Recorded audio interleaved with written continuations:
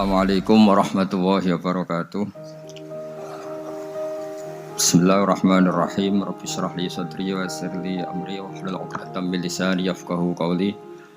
Allahumma shalli wa sallim wa barik ala sayyidina Maulana Muhammadin wa ala alihi wa sahbihi ajmain.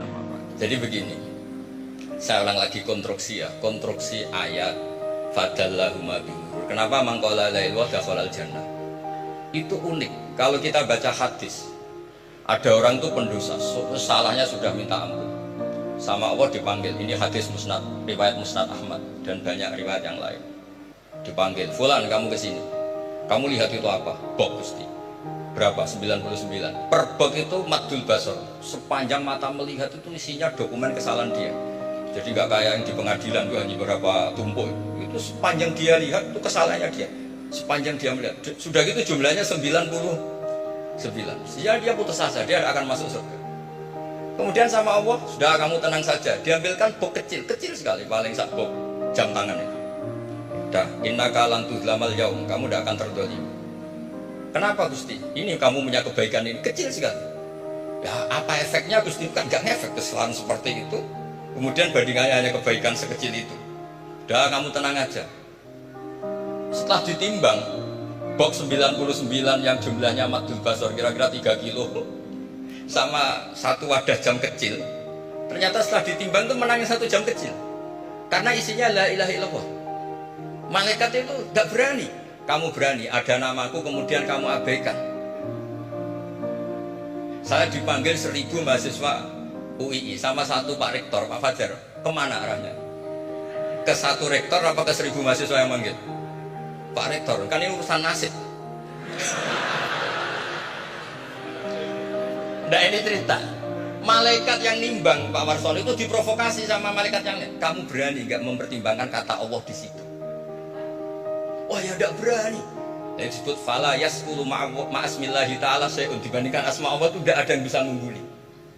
Nah di sini terus para torekot, para apa konwiridan Allah. Tapi karena kita ini sekarang sudah tidak ngaji, malah tanya, gunanya apa sih menurut Allah? Lu nyebut pengirannya orang-orang gunanya. Oh ini sedang nyebut Tuhannya, oh, kamu tanya gunanya apa? Kamu tak kasih uang aja, tidak pernah tanya gunanya uang ini apa? Pas dijak wiridan tanya, gunanya apa sih? Oh dasar orang aneh. jadi logis. Lah Nabi Adam juga sama, ketika disebut asma Allah itu gak mikir yang lain. Apa setan itu penipu apa enggak, sudah grogi yang manggil Allah langsung. Nah makanya saya mohon, kenapa kita memahami mangkana akhiru kalamihi Allah la ilaha illallah dakhalal jannah. Karena dengan itu malaikat gak berani macam-macam.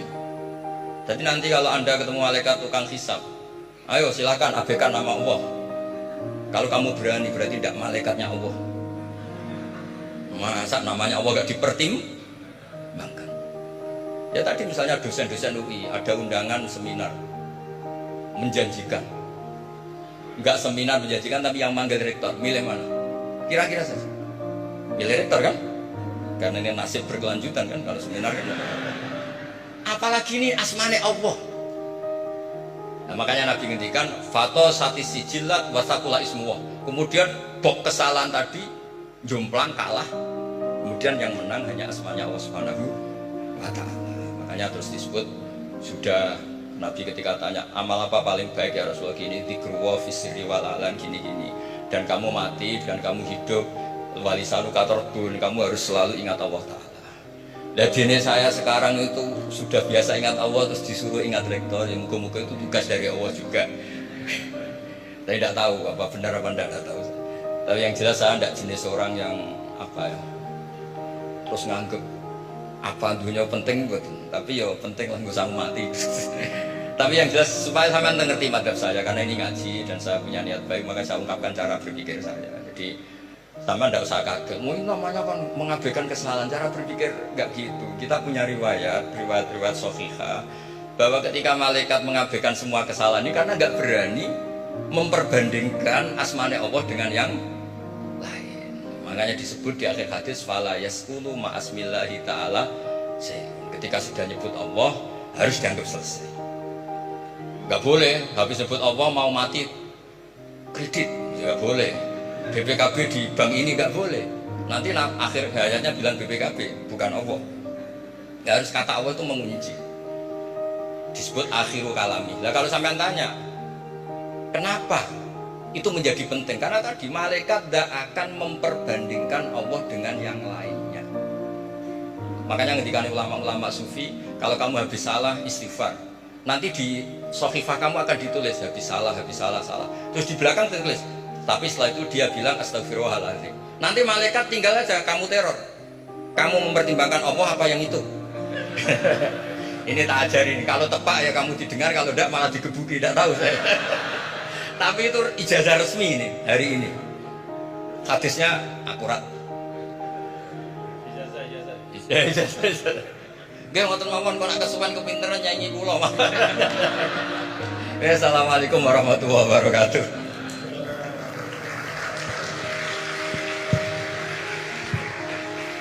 Terima kasih karena saya diminta untuk mengakhiri. Ya, saya ingin menyampaikan dua hal saja. Pertama, saya garis bawahi yang beliau sampaikan baru, bahwa kalau Allah tidak berepot-repot ya dan tidak mendetil-detilkan sesuatu, ya berarti itu tidak terlalu perlulah ya. Jadi jangan kita sok merepot-repotkan diri ya mendetil-detilkan sesuatu yang Allah Ta'ala justru tidak detilkan.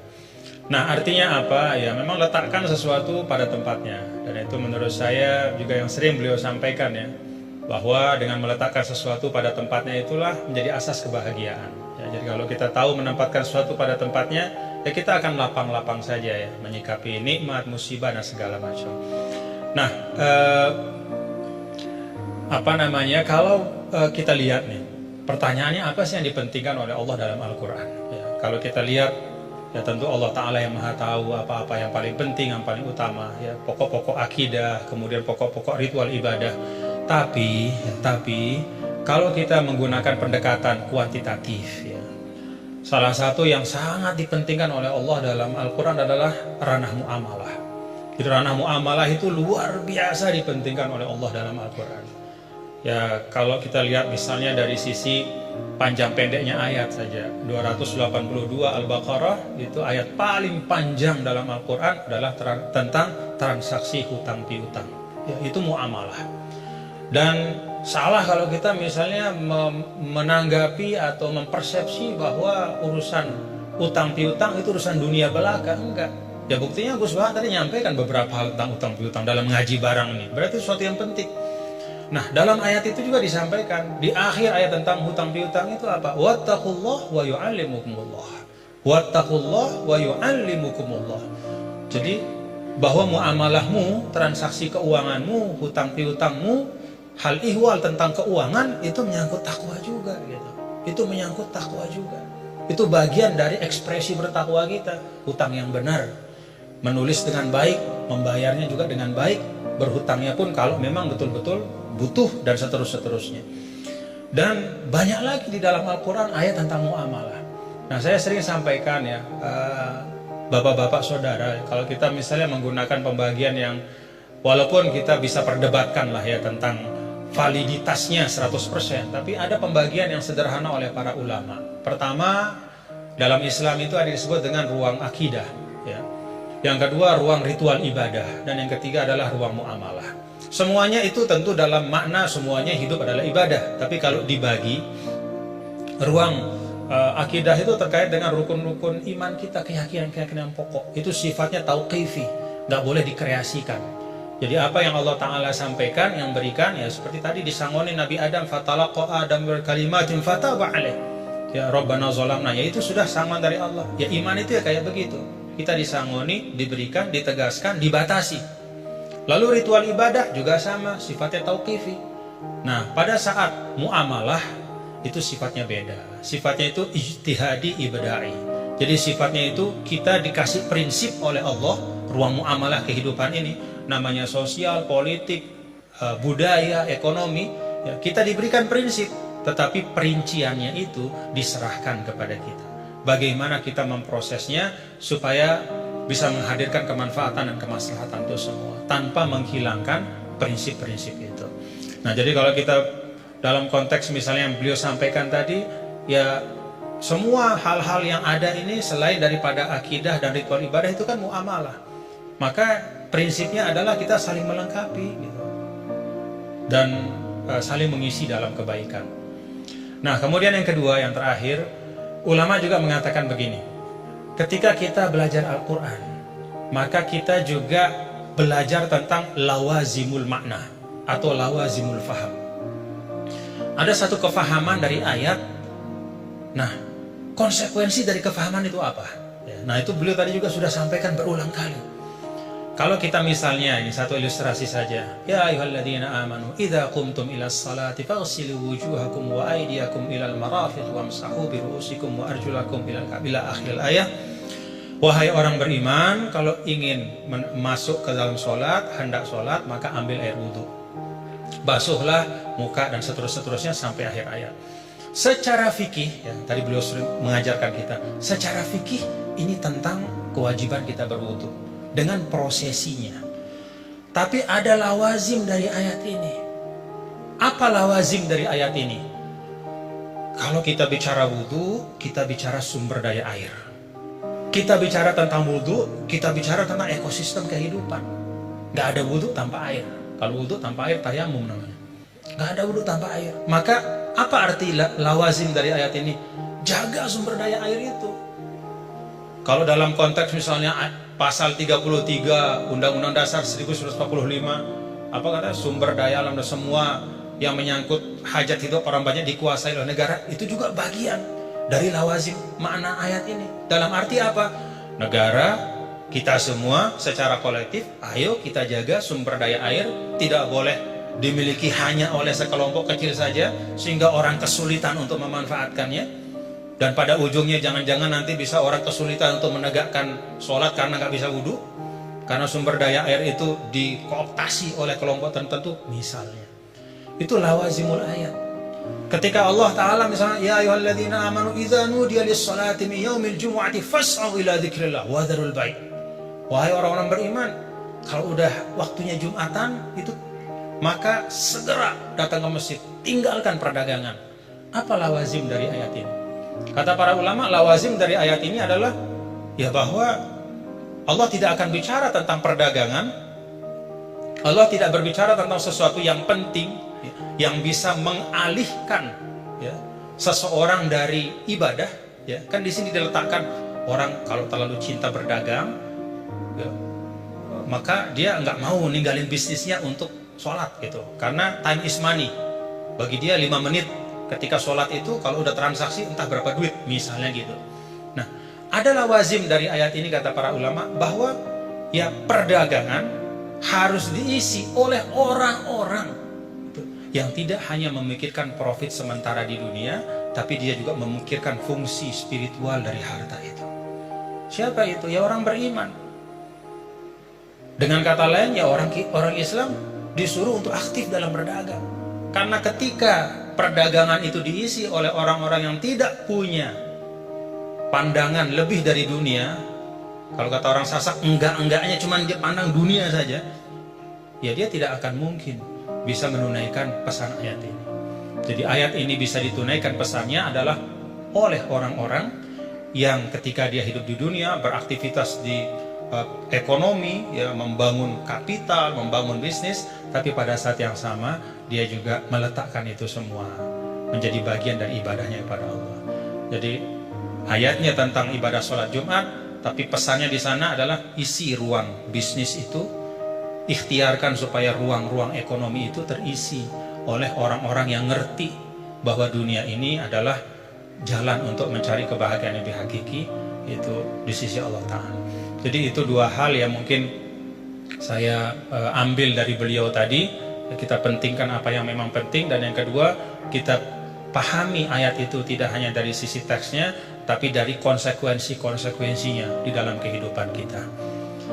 Terakhir bicara tentang sanad. Nah, saya ada satu hal, kalau saya pertama kali saya ketemu sama Gus Baha, melihat beliau, ya, ada nggak bapak-bapak, saudara-saudara melihat dari beliau yang beda, ciri khasnya?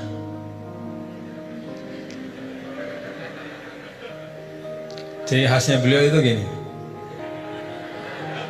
Tapi hari ini ikroman li rektor, jadi rambut nggak kelihatan beliau. Nah, karena beliau ini adalah keturunan dari aulia, dari Lasem ya, dan salah seorang dari masyaikh di Lasem itu adalah sahabat dari kakek kami dulu, Mbah Maksum Lasem.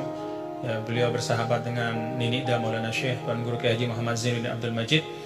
Itu biasanya perilaku Lasem itu ada sanatnya gitu ya.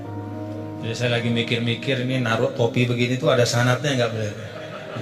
Kita mau tahu dari beliau ya. Ala kulli hal, bapak-bapak saudara, terima kasih Gus atas ilmu-ilmunya dan silaturahim kita pada pagi hari ini. Mudah-mudahan bisa terus bersilaturahim dalam kebaikan, dan kita doakan beliau selalu disehatkan, diafiatkan oleh Allah Subhanahu wa taala. Ya, cara gampang buat kita mendoakan diri kita itu doain orang lain ya.